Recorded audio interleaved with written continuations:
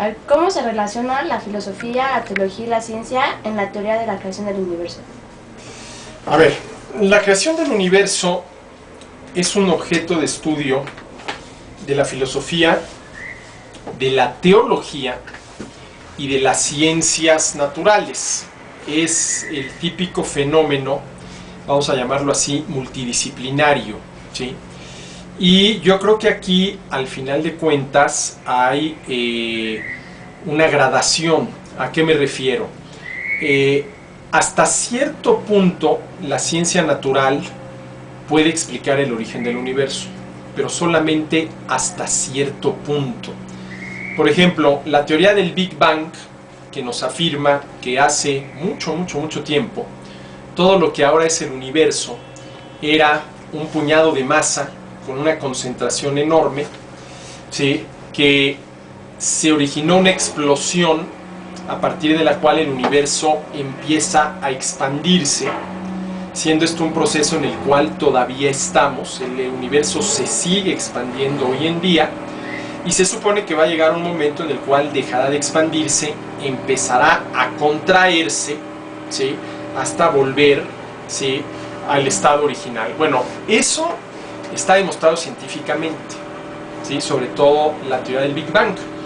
Ahora, la pregunta que la ciencia natural ya no puede responder es: ¿y de dónde surgió ese puñado original de materia y de energía, ¿sí?, en la cual se da la gran explosión o el Big Bang y empieza la expansión del universo? Eso es algo que ya la ciencia no te lo puede explicar. Y ahí es donde entra precisamente la filosofía, entendida como un esfuerzo de la razón para tratar de explicar, sobre todo a través de la evidencia intelectual, aquello que las ciencias naturales, que recurren a la evidencia empírica, ya no puede explicar. Entonces yo creo que entre filosofía y ciencia natural, al final de cuentas, hay complementariedad. Ahora, en el caso de la teología, ahí sí la situación ya es distinta, ¿no? Porque, a ver, hay dos tipos de teología. La teología natural, que es el estudio racional de Dios. A ver, ¿qué es lo que la razón nos puede decir de Dios? Y luego está la teología dogmática, que son las teologías propias de las distintas religiones, que tienen que ver ahí sí ya con la fe. Y ahí la teología dogmática, en todo lo que tiene que ver con la creación del universo, ya no tiene absolutamente nada que ver, ¿no? Y habría que ver si también la teología natural, yo no creo que la teología natural, que insisto es el estudio racional de Dios, tenga algo que ver con la creación del universo. Yo veo difícil cómo encajar aquello. Pero sí, la filosofía, ¿sí?, y las ciencias naturales, me parece a mí que se complementan para poder tener una explicación más acabada del origen del universo. Siguiente pregunta. ¿En qué momento y por qué falla el relativismo y el escepticismo como teorías filosóficas? Bueno, el relativismo de entrada es contradictorio. ¿Por qué?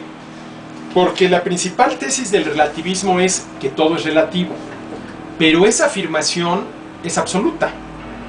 Está como aquel que afirma es que todo es mentira. No, no es cierto, porque por lo menos esa afirmación todo es mentira no es mentira, entonces ya no todo fue mentira, ¿no? Entonces si yo digo todo es relativo, pues esa afirmación tendría que ser relativa, y entonces la consecuencia es que ya no todo es relativo. Entonces el problema con este tipo de posturas como el relativismo es que tienen de entrada una contradicción, ¿no? La afirmación de la que parten contradice todos sus postulados, ¿no? Y con el escepticismo surge algo muy parecido, ¿no? Porque, a ver, ¿cuál es la principal afirmación del escepticismo? Me voy al extremo: nada se puede conocer.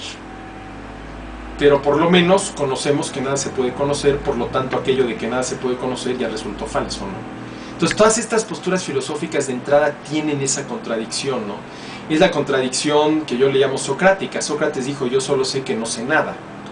Bueno, ya de entrada sabes algo, ¿no? Entonces no es verdad que no sepas nada, porque de perdida sabes que no sabes nada, y a lo mejor ese ya es un saber muy importante, porque de entrada te va a dar la humildad necesaria para tratar de saber, para tratar de aprender, ¿no? Entonces, todo este tipo de posturas, el problema que tienen es que de entrada tienen esta contradicción, ¿no?